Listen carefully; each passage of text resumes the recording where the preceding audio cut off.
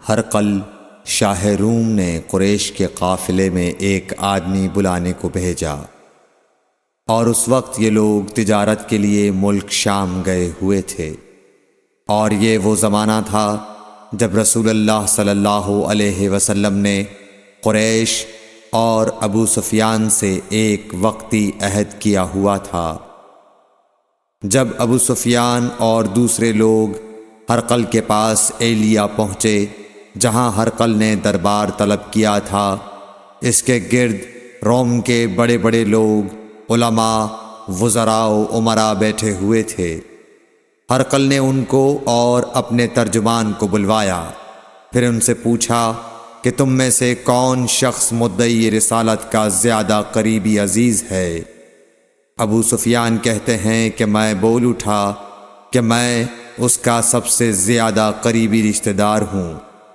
یہ سن کر ہرقل نے حکم دیا کہ اس ابو سفیان کو میرے قریب لا کر بٹھاؤ اور اس کے ساتھیوں کو اس کی پیٹھ کے پیچھے بٹھا دو۔ پھر اپنے ترجمان سے کہا کہ ان لوگوں سے کہہ دو کہ میں ابو سفیان سے اس شخص یعنی محمد صلی اللہ علیہ وسلم کے حالات پوچھتا ہوں، اگر یہ مجھ سے کسی بات میں جھوٹ بول دے تو تم اس کا جھوٹ ظاہر کر دینا۔ ابو سفیان کا قول ہے کہ خدا کی قسم اگر مجھے یہ غیرت نہ آتی کہ یہ لوگ مجھ کو جھٹلائیں گے تو میں آپ صلی اللہ علیہ وسلم کی نسبت ضرور غلط گوئی سے کام لیتا۔ خیر، پہلی بات جو ہرقل نے مجھ سے پوچھی وہ یہ کہ اس شخص کا خاندان تم لوگوں میں کیسا ہے؟ میں نے کہا وہ تو بڑے اونچے عالی نسب والے ہیں۔ کہنے لگا اس سے پہلے بھی کسی نے تم لوگوں میں ایسی بات کہی تھی؟ میں نے کہا نہیں۔ کہنے لگا اچھا اس کے بڑوں میں کوئی بادشاہ ہوا ہے؟ میں نے کہا نہیں۔ پھر اس نے کہا بڑے لوگوں نے اس کی پیروی اختیار کی ہے یا کمزوروں نے؟ میں نے کہا نہیں، کمزوروں نے۔ پھر کہنے لگا اس کے تابعدار روز بڑھتے جاتے ہیں یا کوئی ساتھی پھر بھی جاتا ہے؟ میں نے کہا نہیں۔ کہنے لگا کیا اپنے اس دعوی نبوت سے پہلے کبھی کسی بھی موقع پر اس نے جھوٹ بولا ہے؟ میں نے کہا نہیں، اور اب ہماری اس سے صلح کی ایک مقررہ مدت ٹھہری ہوئی ہے، معلوم نہیں وہ اس میں کیا کرنے والا ہے۔ ابو سفیان کہتے ہیں میں اس بات کے سوا اور کوئی جھوٹ اس گفتگو میں شامل نہ کر سکا۔ ہرقل نے کہا کیا تمہاری اس سے کبھی لڑائی بھی ہوئی ہے؟ ہم نے کہا کہ ہاں۔ بولا پھر تمہاری اور اس کی جنگ کا کیا حال ہوتا ہے؟ میں نے کہا لڑائی ڈول کی طرح ہے، کبھی وہ ہم سے میدان جنگ جیت لیتے ہیں اور کبھی ہم ان سے جیت لیتے ہیں۔ ہرقل نے پوچھا وہ تمہیں کس بات کا حکم دیتا ہے؟ میں نے کہا وہ کہتا ہے کہ صرف ایک اللہ ہی کی عبادت کرو، اس کا کسی کو شریک نہ بناؤ، اور اپنے باپ دادا کی شرک کی باتیں چھوڑ دو، اور ہمیں نماز پڑھنے، سچ بولنے، پرہیزگاری اور صلہ رحمی کا حکم دیتا ہے۔ یہ سب سن کر پھر ہرقل نے اپنے ترجمان سے کہا کہ ابو سفیان سے کہہ دے کہ میں نے تم سے اس کا نسب پوچھا تو تم نے کہا کہ وہ ہم سے عالی نسب ہے، اور پیغمبر اپنی قوم میں عالی نسب ہی بھیجے جایا کرتے ہیں۔ میں نے تم سے پوچھا کہ دعوی نبوت کی یہ بات تمہارے اندر اس سے پہلے کسی اور نے بھی کہی تھی تو تم نے جواب دیا کہ نہیں۔ تب میں نے اپنے دل میں کہا کہ اگر یہ بات اس سے پہلے کسی اور نے کہی ہوتی تو میں سمجھتا کہ اس شخص نے بھی اسی بات کی تقلید کی ہے جو پہلے کہی جا چکی ہے۔ میں نے تم سے پوچھا کہ اس کے بڑوں میں کوئی بادشاہ بھی گزرا ہے تو تم نے کہا کہ نہیں۔ تو میں نے دل میں کہا کہ ان کے بزرگوں میں سے کوئی بادشاہ ہوا ہوگا تو کہہ دوں گا کہ وہ شخص اس بہانے اپنے آباء و اجداد کی بادشاہت اور ان کا ملک دوبارہ حاصل کرنا چاہتا ہے۔ اور میں نے تم سے پوچھا کہ اس بات کے کہنے یعنی پیغمبری کا دعویٰ کرنے سے پہلے تم نے کبھی اس کو دروغ گوئی کا الزام لگایا ہے؟ تم نے کہا کہ نہیں۔ تو میں نے سمجھ لیا کہ جو شخص آدمیوں کے ساتھ دروغ گوئی سے بچے وہ اللہ کے بارے میں کیسے جھوٹی بات کہہ سکتا ہے۔ اور میں نے تم سے پوچھا کہ بڑے لوگ اس کے پیرو ہوتے ہیں یا کمزور آدمی؟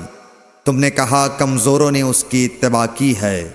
تو دراصل یہی لوگ پیغمبروں کے متبعین ہوتے ہیں۔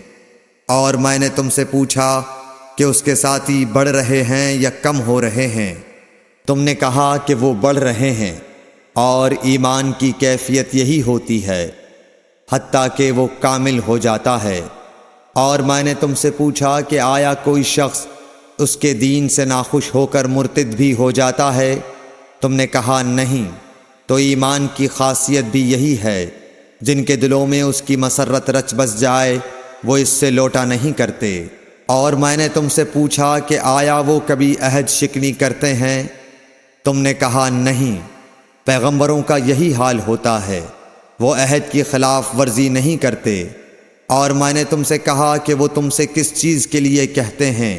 تم نے کہا کہ وہ ہمیں حکم دیتے ہیں کہ اللہ کی عبادت کرو، اس کے ساتھ کسی کو شریک نہ ٹھہراؤ، اور تمہیں بتوں کی پرستش سے روکتے ہیں، سچ بولنے اور پرہیزگاری کا حکم دیتے ہیں۔ لہٰذا اگر یہ باتیں جو تم کہہ رہے ہو سچ ہیں تو ان قریب وہ اس جگہ کا مالک ہو جائے گا کہ جہاں میرے یہ دونوں پاؤں ہیں۔ مجھے معلوم تھا کہ وہ پیغمبر آنے والا ہے، مگر مجھے یہ معلوم نہیں تھا کہ وہ تمہارے اندر ہوگا۔ اگر میں جانتا کہ اس تک پہنچ سکوں گا تو اس سے ملنے کے لیے ہر تکلیف گوارا کرتا۔ اگر میں اس کے پاس ہوتا تو اس کے پاؤں دھوتا۔ ہرقل نے رسول اللہ صلی اللہ علیہ وسلم کا وہ خط منگایا جو آپ نے وحیہ کلبی رضی اللہ تعالیٰ عنہ کے ذریعے حاکم بصرہ کے پاس بھیجا تھا، اور اس نے وہ ہرقل کے پاس بھیج دیا تھا۔ پھر اس کو پڑھا تو اس میں لکھا تھا، اللہ کے نام کے ساتھ جو نہایت مہربان اور رحم والا ہے۔ اللہ کے بندے اور اس کے پیغمبر محمد صلی اللہ علیہ وسلم کی طرف سے یہ خط ہے شاہ روم کے لیے۔ اس شخص پر سلام ہو جو ہدایت کی پیروی کرے۔ اس کے بعد میں آپ کے سامنے دعوت اسلام پیش کرتا ہوں۔ اگر آپ اسلام لے آئیں گے تو دین و دنیا میں سلامتی نصیب ہوگی، اللہ آپ کو دوہرا ثواب دے گا۔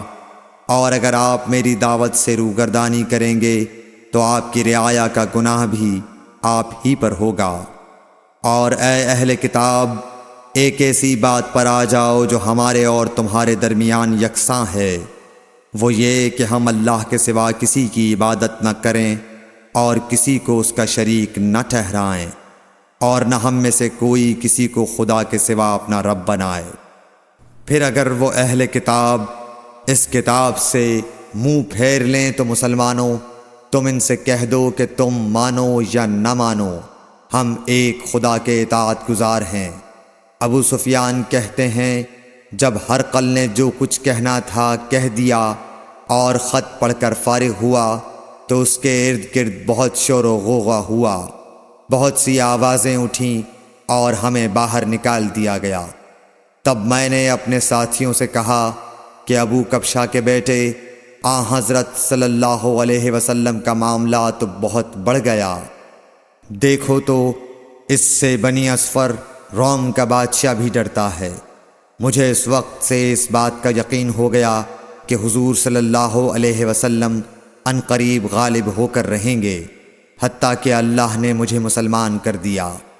راوی کا بیان ہے کہ ابن ناطور ایلیا کا حاکم ہرقل کا مصاحب اور شام کے نصارہ کا لاٹ پادری بیان کرتا تھا کہ ہرقل جب ایلیا آیا ایک دن صبح کو پریشان اٹھا تو اس کے درباریوں نے دریافت کیا کہ آج ہم آپ کی حالت بدلی ہوئی پاتے ہیں، کیا وجہ ہے؟ ابن ناطور کا بیان ہے کہ ہرقل نجومی تھا، علم نجوم میں وہ پوری مہارت رکھتا تھا۔ اس نے اپنے ہم نشینوں کو بتایا کہ میں نے آج رات ستاروں پر نظر ڈالی تو دیکھا کہ ختنہ کرنے والوں کا بادشاہ ہمارے ملک پر غالب آ گیا ہے۔ بھلا اس زمانے میں کون لوگ ختنہ کرتے ہیں؟ انہوں نے کہا کہ یہود کے سوا کوئی ختنہ نہیں کرتا، سو ان کی وجہ سے پریشان نہ ہوں۔ سلطنت کے تمام شہروں میں یہ حکم لکھ بھیجیے کہ وہاں جتنے یہودی ہوں سب قتل کر دیے جائیں۔ وہ لوگ انہی باتوں میں مشغول تھے کہ ہرقل کے پاس ایک آدمی لایا گیا جسے شاہ غسان نے بھیجا تھا۔ اس نے رسول اللہ صلی اللہ علیہ وسلم کے حالات بیان کیے۔ جب ہرقل نے سارے حالات سن لیے تو کہا کہ جا کر دیکھو وہ ختنہ کیے ہوئے ہے یا نہیں۔ انہوں نے اسے دیکھا تو بتلایا کہ وہ ختنہ کیا ہوا ہے۔ ہرقل نے جب اس شخص سے عرب کے بارے میں پوچھا تو اس نے بتلایا کہ وہ ختنہ کرتے ہیں۔ تب ہرقل نے کہا کہ یہی محمد صلی اللہ علیہ وسلم اس امت کے بادشاہ ہیں جو پیدا ہو چکے ہیں۔ پھر اس نے اپنے ایک دوست کو رومیہ خط لکھا اور وہ بھی علم نجوم میں ہرقل کی طرح ماہر تھا۔ پھر وہاں سے ہرقل حمص چلا گیا۔ ابھی حمص سے نکلا نہیں تھا کہ اس کے دوست کا خط اس کے جواب میں آ گیا۔ اس کی رائے بھی حضور صلی اللہ علیہ وسلم کے ظہور کے بارے میں ہرقل کے موافق تھی کہ محمد صلی اللہ علیہ وسلم واقعی پیغمبر ہیں۔ اس کے بعد ہرقل نے روم کے بڑے آدمیوں کو اپنے حمص کے محل میں طلب کیا اور اس کے حکم سے محل کے دروازے بند کر لیے گئے۔ پھر وہ اپنے خاص محل سے باہر آیا اور کہا، اے روم والو، کیا ہدایت اور کامیابی میں کچھ حصہ تمہارے لیے بھی ہے؟ اگر تم اپنی سلطنت کی بقا چاہتے ہو تو پھر اس نبی صلی اللہ علیہ وسلم کی بیعت کر لو اور مسلمان ہو جاؤ۔ یہ سننا تھا کہ پھر لوگ وحشی گدھوں کی طرح دروازوں کی طرف دوڑے مگر انہیں بند پایا۔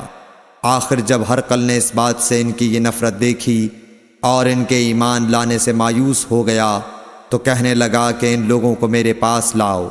جب وہ دوبارہ آئے تو اس نے کہا، میں نے جو بات کہی تھی اس سے تمہاری دینی پختگی کی آزمائش مقصود تھی، سو وہ میں نے دیکھ لی۔ تب یہ بات سن کر وہ سب کے سب اس کے سامنے سجدے میں گر پڑے اور اس سے خوش ہو گئے۔ بالآخر ہرقل کی آخری حالت یہی رہی۔ صحیح بخاری حدیث نمبر 7۔